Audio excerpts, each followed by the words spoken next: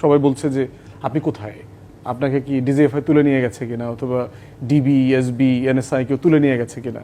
ভাবছিলাম আমি তো বাসায় আম্মার সাথে সেরি খাবো, এখন খাইতে বসবো। তো বলতেছে পুরো অনলাইন তো ছেয়ে গেছে, যে আপনার গ্রেফতারের গুঞ্জন টুঞ্জন এগুলো আছে আর কি। তো পরে তো এনিওয়ে আমাদের দলীয় পেজ থেকে বক্তব্য দেওয়া হয়েছে, আজকে দলের পক্ষ রিয়েলিটিতে আমরা বাস করছি। তারপরে হচ্ছে একটা পোস্ট ট্রুথ রিয়েলিটি, আসলে সত্য কোনটা, আসলে ঘটনা কোনটা, আসলেই কোনো সত্য আছে কিনা।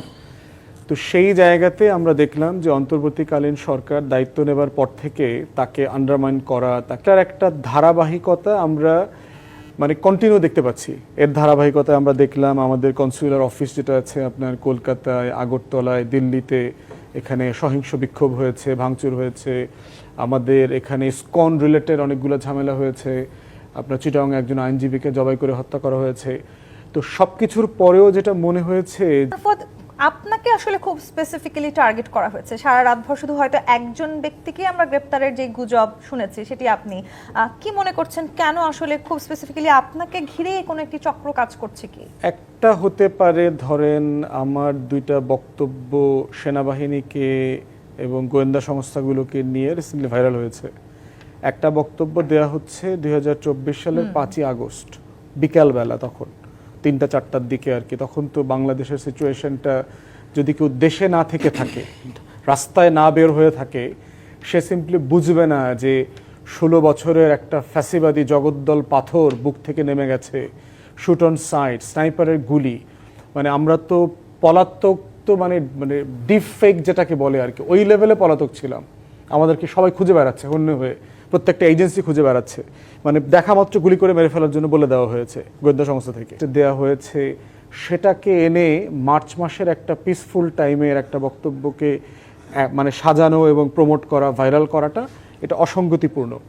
নিশ্চয়ই সেই বক্তব্যে কিছু অসুন্দর শব্দ আমি ব্যবহার করেছি, এটা কোনো সন্দেহ নাই, যেটা একটা সাধারণ সময়ের মতো আমি এই শব্দগুলো কখনো ব্যবহার করতাম না। কিন্তু বুঝতে হবে যে আমি আসলে কোন সিচুয়েশন থেকে বেরোয় আসছি। যে জুবিলেন্স ছিল রাস্তায়, যে বাস্তবতাগুলো ছিল, যখন বক্তব্য দিচ্ছি তখনও যাত্রাবাড়িতে গণহত্যা চলছে, তখনও সাভার আশুলিয়াতে গণহত্যা চলছে, তখনও বাড্ডা রামপুরা ব্রিজে রীতিমতো গোলাগুলি চলছে।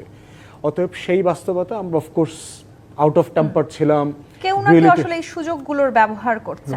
আর দ্বিতীয়ত হচ্ছে আমার 2-3 দিন আগের একটা টক শো, একটা টেলিভিশনে, যেখানে আপনি বলছিলেন এই জায়গাটিতে ডক্টর মোহাম্মদ মিজানুর রহমান আছে কিনা।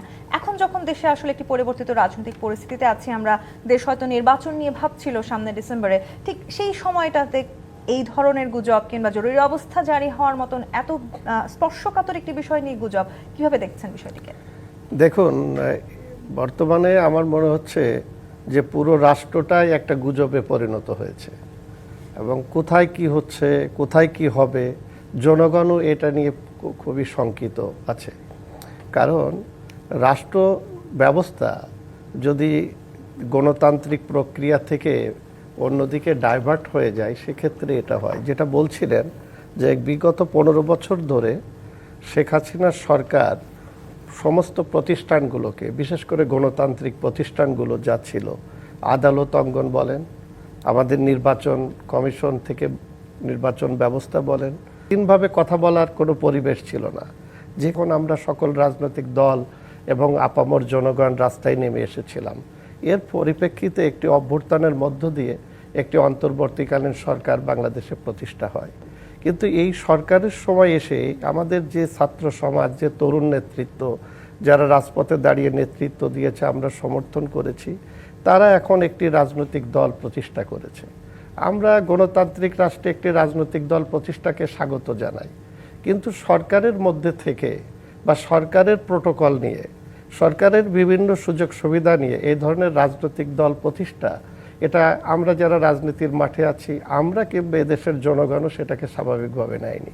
পাশাপাশি যারা এই রাজনৈতিক দলের নেতৃত্ব দিয়েছেন, তাদের অতি কথন এবং অপরিপক্ষ যে সমস্ত আলোচনা বা বিভিন্ন সোশ্যাল মিডিয়া কেন্দ্রিক আমরা যা দেখছি, এতে করে জনগণের মধ্যে এবং আমরাও নানাভাবে মানে বিভাজন, বিভক্তিতে চলে যাচ্ছি। যদি সংক্ষেপে এই কথাটা বলি, যে জুলাই অভ্যুত্থানের মধ্যে শেখ হাসিনার এই ফ্যাসিস্ট সরকারের 15 বছর আমরা যারা তার বিরুদ্ধে আন্দোলন করেছি, সমস্ত রাজনৈতিক দল এবং জনগণের মধ্যে একটা বিরাট ঐক্য গড়ে উঠেছিল।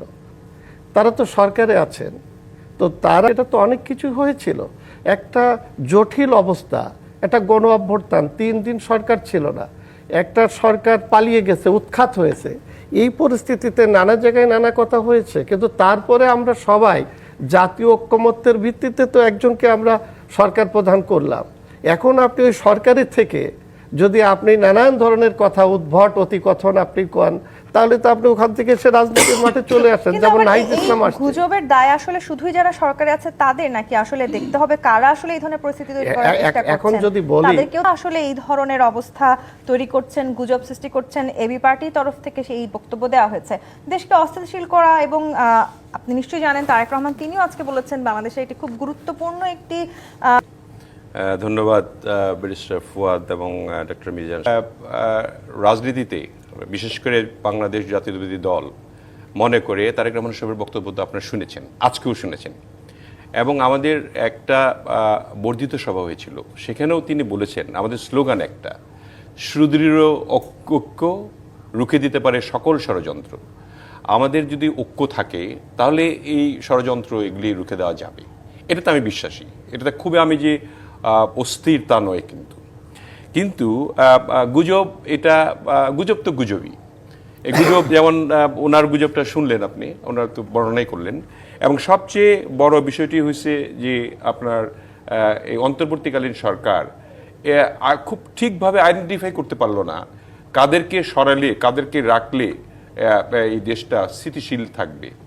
সেটা না করার কারণে এই গুজবগুলি আমরা বেশি করে ছড়াচ্ছি, এবং এই গুজবের একটি মাত্রই অবস্থান আমার কাছে মনে হয় দেওয়া হয়েছে, বার্তা দিয়েছেন একটা, যে তারা নির্বাচন ছাড়া কোনো কাজও করতে চায় না। একটা গণ অভ্যুত্থান, 3 দিন সরকার ছিল না, একটা সরকার পালিয়ে গেছে, উৎখাত হয়েছে। এই পরিস্থিতিতে নানা জায়গায় নানা কথা হয়েছে, কিন্তু তারপরে আমরা সবাই জাতীয় ঐক্যমত্যের ভিত্তিতে তো একজনকে আমরা সরকার প্রধান করলাম। এখন আপনি ওই সরকারের থেকে যদি আপনি নানান ধরনের কথা উদ্ভট অতিকথন আপনি কন, তাহলে তো আপনি ওখান থেকে এসে রাজনীতির মাঠে চলে আসেন, যেমন নাহিদ ইসলাম আসছে। গুজবের দায় আসলে শুধুই যারা সরকারে আছে তাদের, নাকি আসলে দেখতে হবে কারা আসলে এই ধরনের পরিস্থিতি তৈরি করার চেষ্টা করছেন? এখন যদি বলি, তাদেরকেও আসলে এই ধরনের অবস্থা তৈরি করছেন, গুজব সৃষ্টি করছেন, এবি পার্টির তরফ থেকে সেই বক্তব্য দেওয়া হয়েছে দেশকে অস্থিতিশীল করা। এবং আপনি নিশ্চয়ই জানেন তারেক রহমান তিনিও আজকে বলেছেন বাংলাদেশে এটি খুব গুরুত্বপূর্ণ একটি ধন্যবাদ ব্যারিস্টার ফুয়াদ এবং ডক্টর মিজান। রাজনীতিতে বিশেষ করে বাংলাদেশ জাতীয়তাবাদী দল মনে করে তারেক রহমান সাহেবের বক্তব্য তো আপনারা শুনেছেন, আজকেও শুনেছেন, এবং আমাদের একটা বর্ধিত সভা হয়েছিল, সেখানেও তিনি বলেছেন আমাদের স্লোগান একটা, সুদৃঢ় ঐক্য রুখে দিতে পারে সকল ষড়যন্ত্র।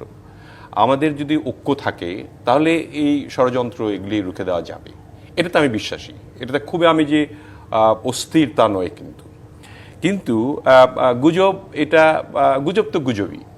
এই গুজব যেমন ওনার গুজবটা শুনলেন আপনি, ওনার তো বর্ণনাই করলেন, এবং সবচেয়ে বড় বিষয়টি হয়েছে যে আপনার এই অন্তর্বর্তীকালীন সরকার খুব ঠিকভাবে আইডেন্টিফাই করতে পারলো না কাদেরকে সরালে কাদেরকে রাখলে এই দেশটা স্থিতিশীল থাকবে।